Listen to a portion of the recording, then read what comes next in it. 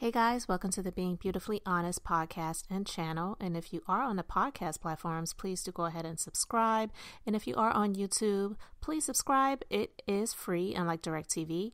And while you're at it, go ahead and hit that like button. It's like walking into the room, hitting that light switch. We just want to go ahead and brighten up the place. And let's get into this conversation. It's been a few weeks since I have had any commentary on the Sussexes, the royals, shall we call them, or Prince Harry and Meghan Markle, or Harry and Meg. And I wanted to talk about this. I know that there's been a lot of conversation about his book that has come out, which is called Spare.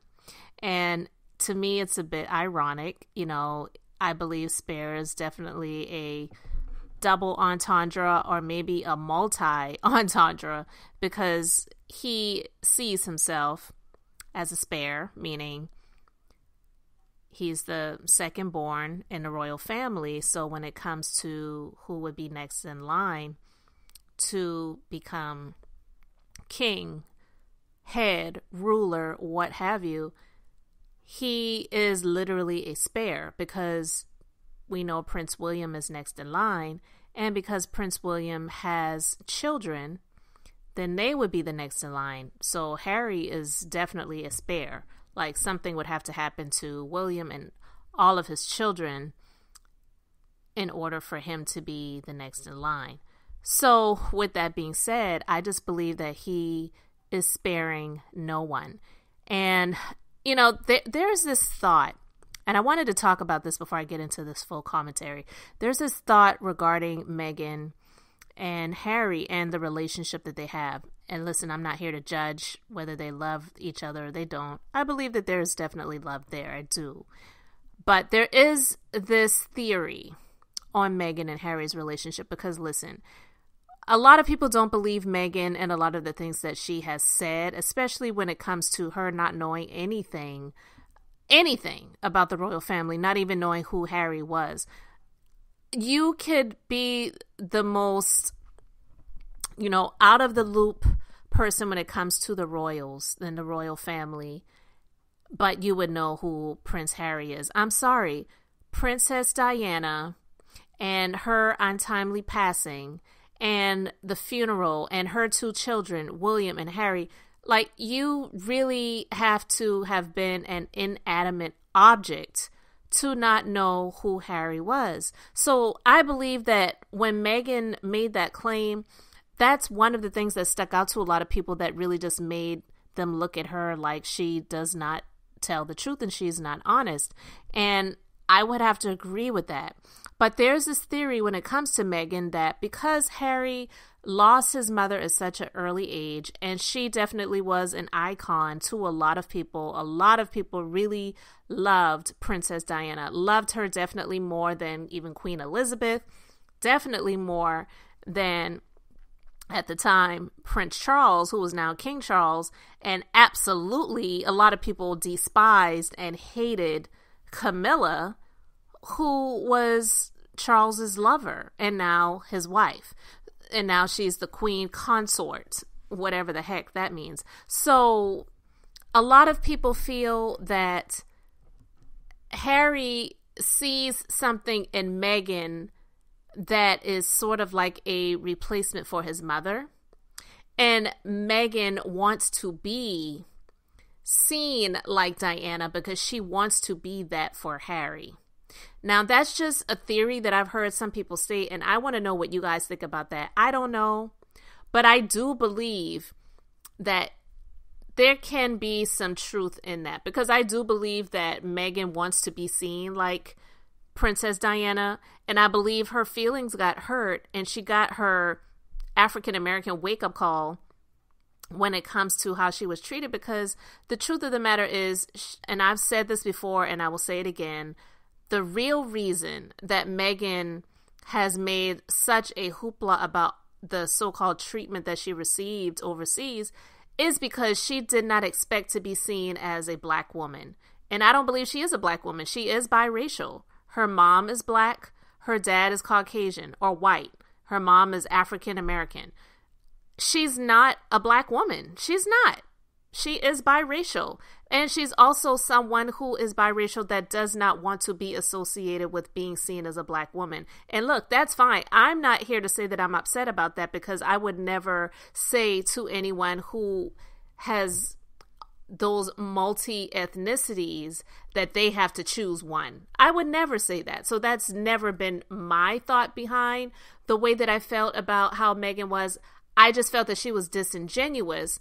And because she didn't get the treatment that she was expecting to receive, because she really feels like she, in my opinion, she feels that she isn't much different or even looks much different than Kate Middleton. So when she was seen as different and treated as different, it offended her and she didn't like it. So now she's using her tears and using the Black or African American community for the sake of making a dollar. And that's the part that really absolutely makes me upset with the situation. So again, it's not that I was upset that I didn't feel that she was choosing one over the other, because I'm not here to tell anyone to do that. That's just not fair. But don't use it. I believe that is one of the rare instances when the term the race card can definitely be put into play, okay?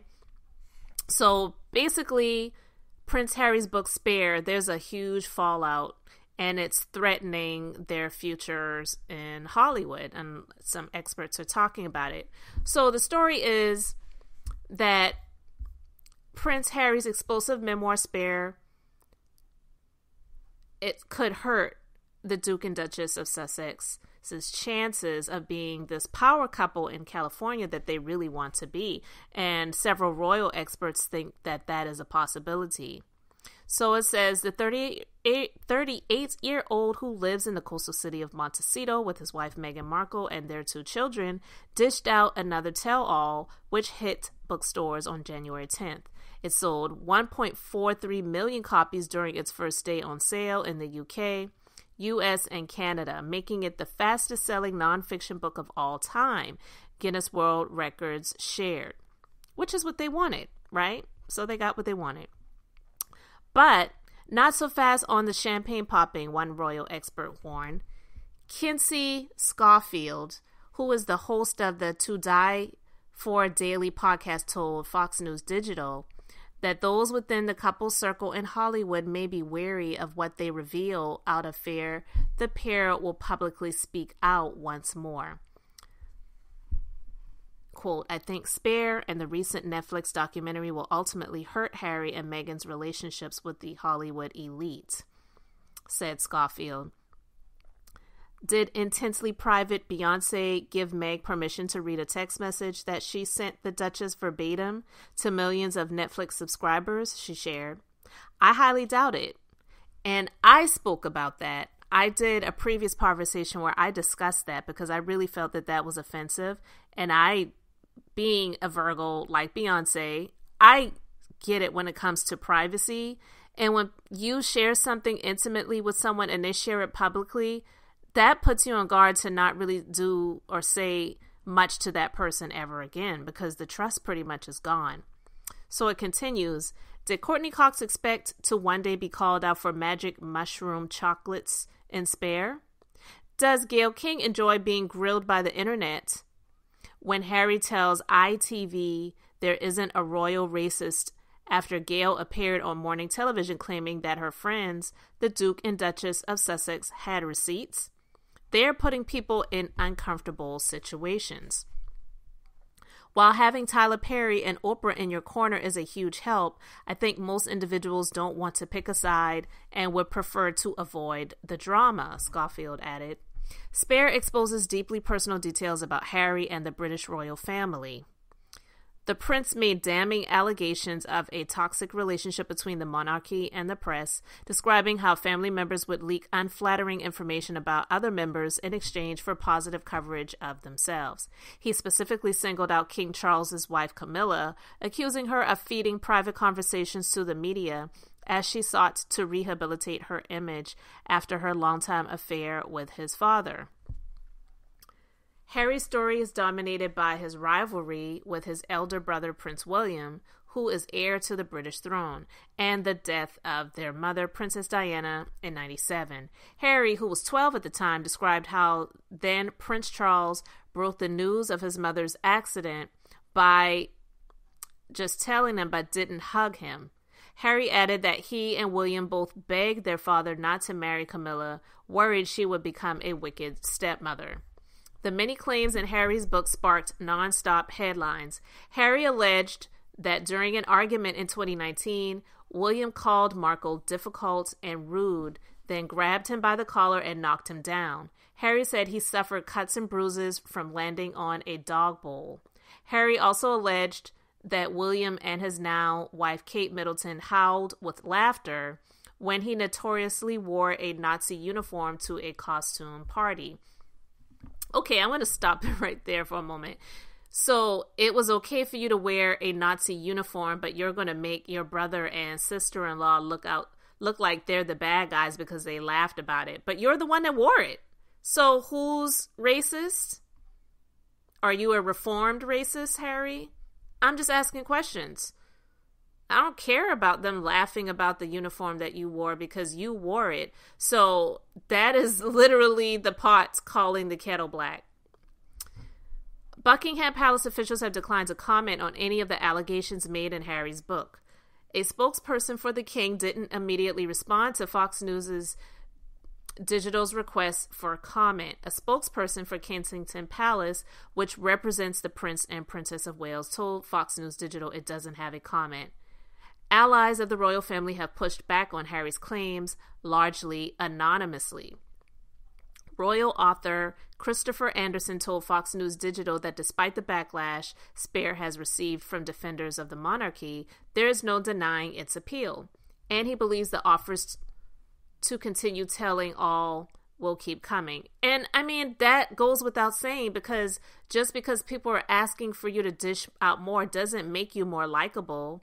Because we live in a society where people thrive on gossip, they thrive on negativity. It's a real thing, you know? Even fake news, people thrive on it because sometimes the fake news sounds more interesting than the real stuff, you know? So who is here to say that that's not true? Of course it's a real thing, because it's like, oh, well, you've got this much to share. Is there more? Rubbing palms together, salivating. Of course there's going to be a demand for that, but that doesn't mean that those relationships that they are really hoping to garner with more people in the elite circle of Hollywood, that they're going to be in with that, because a lot of stuff goes on that we have been told about in Hollywood that is pretty, you know, it's like sometimes pretty grotesque, pretty astonishing. You know, even using the word pretty is like an oxymoron, because there's a lot of ugly things that go on in Hollywood. But that's the life that Meghan always wanted. She was I'll be kind. I was about to say she was a Z-list actress. I wouldn't even say she was a D-list actress. I would say she was maybe like, what's in the middle? Maybe an H or I-list actress. No one really knew about the show that she was on, Suits. And she has been known to complain about the things that she previously was attached to. For example, when she was on Deal or No Deal, she talked negatively about it. Like, she interviewed Mariah Carey on her podcast that she was pretty much given just because of who she's married to. And Mariah Carey made a statement and called her a diva. And then after the fact, not during the podcast, she questioned it in a negative way. And it's just like, you give off this air of the things that you say and do. It makes people really not want to have much to do with you, you know? Maybe in passing, but intimately, maybe not so much. So I'm here to say, with her book, with his, Harry is a guy, with his book Spare, and how he really isn't sparing much of anyone in his book and what he's sharing, except maybe himself. I don't know if they're going to get exactly what they were hoping for. You know, the story continues that, you know, so you're digging up old skeletons for a reported $20 million advance. Was it worth it?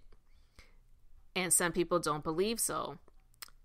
A quote, perhaps Michelle Obama's sentiments regarding Harry and Meghan's brutal break from the royal family speaks volumes for the sentiments of many Americans, she shared. And that is Hillary Fordwich, a royal commentator. And she continues, A-listers or not, another question is, would anyone want a family member disclosing intimate details publicly, such as he did in the book Spare regarding their own family? So we know what happens. It's nothing new where people expose intimate, you know, situations and stories and things like that when it comes to their personal lives or their families and maybe even their businesses that many may not have known about, that happen in the background, that happen behind closed doors. And honestly, I don't know, with what they shared in this documentary and what he shared in his book Spare, $20 million is a lot of money. Let's just be real. $20 million, it really is a lot of money. And that was in advance. I don't know what the details are for his contract for this book and what he will get in residuals. But honestly, coming from what he's come from, I don't even believe that that was a lot of money, just based on who he is and where he's come from. Again, just my thoughts and opinions. You can let me know yours in the comment section, but honestly, I do believe that they are definitely going to suffer more damage in the long run than they were anticipating, because you're pretty much at this point, you're just salacious gossipers sharing the tea, what, as you know, a lot of people call it these days. So you're just in that boat right now. Yeah, you're definitely more high profile and a whole lot more people know who you are versus just your everyday random blogger who's sharing gossip about celebrities and reality shows and stars and things like that.